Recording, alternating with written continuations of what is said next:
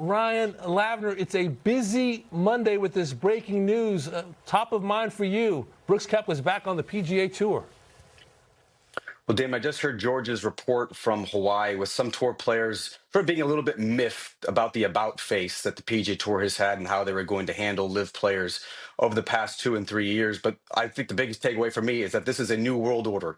This is not a man in PGA Tour CEO Brian Rolap who is going to be bogged down by minute eligibility questions or be hampered by some of the scars of the previous turf war. When you zoom out, the single biggest imperative that Brian Rollup has is making the PGA Tour as strong as humanly possible. How you do that is getting Brooks Koepka reinstated as soon as possible. And obviously, there's going to be repercussions for this, large and small, but it all comes back to that core mission. Because what we'd heard over the past couple of weeks was sort of the argument that this is going to set a bad precedent, that there needs to be consequences for actions. I would argue that a better precedent for the PGA Tour and Brian Rollup to set is we are going to listen to what the fans want.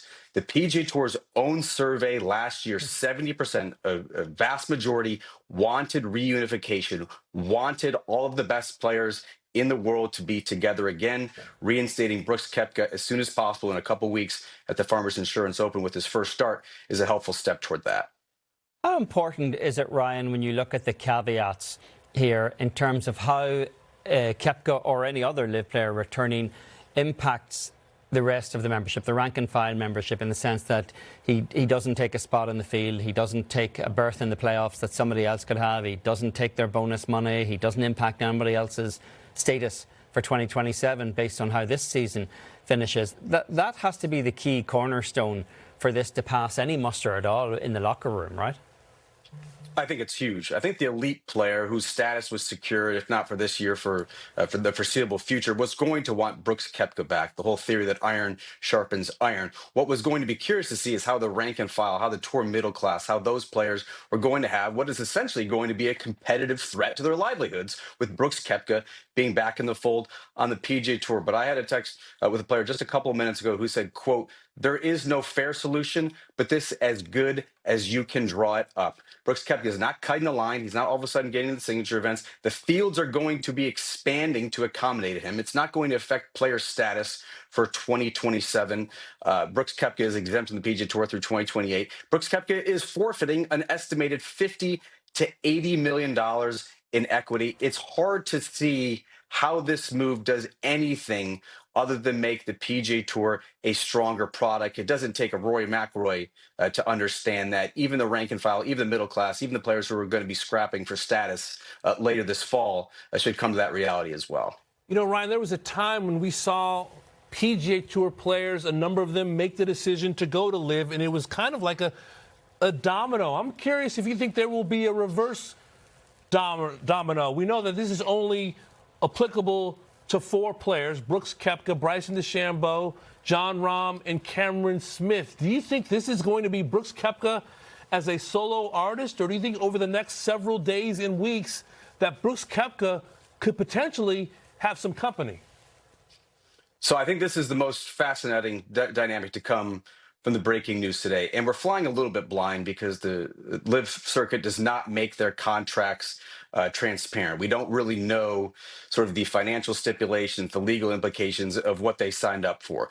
But I go back to the base assumption that all of these players were really stung by the fan criticism that they had when they bolted for LIV, whether there's 2022 or more recently in Jon Rahm's case at the end of 2023. Outside of Bryson DeChambeau, all of those players are not as popular as they were when they were on the PGA Tour. I wonder how much does that reputational hit actually matter to them? Because right now the PGA Tour is offering them an exit ramp. And do you take it? PGA Tour is saying, here's a mulligan. Will you concede that going to LIV was a mistake and you really do care about your competitive legacy? Or do you covet the financial guarantees that your contract exists with LIV? It's really making a Bryson DeChambeau, a Jon Rahm, and a Cameron Smith double down and signal to golf fans, here is what is most important to me. It's going to be fascinating to see how that plays out between now and February 2nd.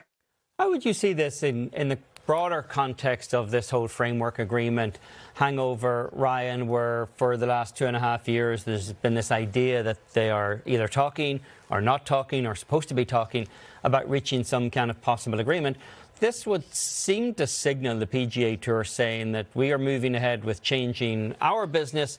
What you guys do doesn't matter, but if you want to get on the ship, now's your time to get on the ship.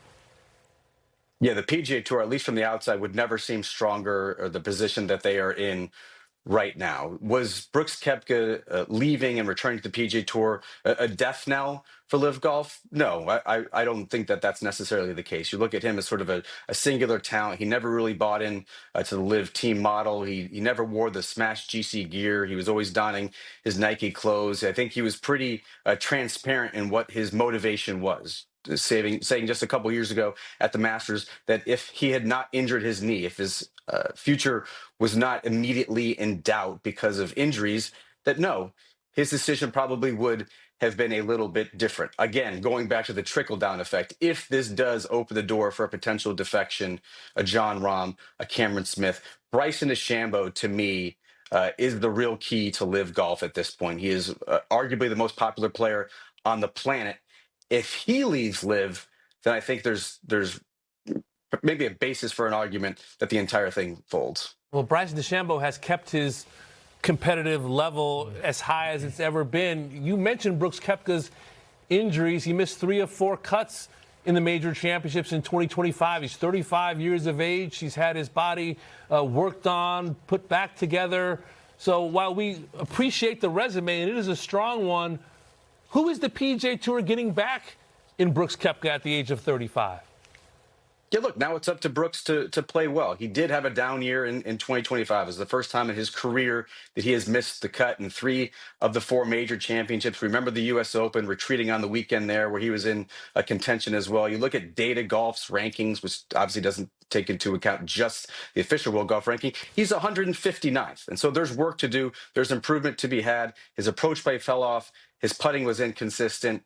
You know what he gives you on the PGA Tour, because even in sort of his heyday, he had more championship victories, major championship victories with 5 than he had regular PGA Tour victories in 4. And so that's why, to your point, Damon, I think there's 2 different conversations to be had here, right? One, Brooks as a player and what he can still offer at this stage of his career at the age of 35 and highly motivated to play great golf again. Secondly, is Brooks as a symbol of reunification.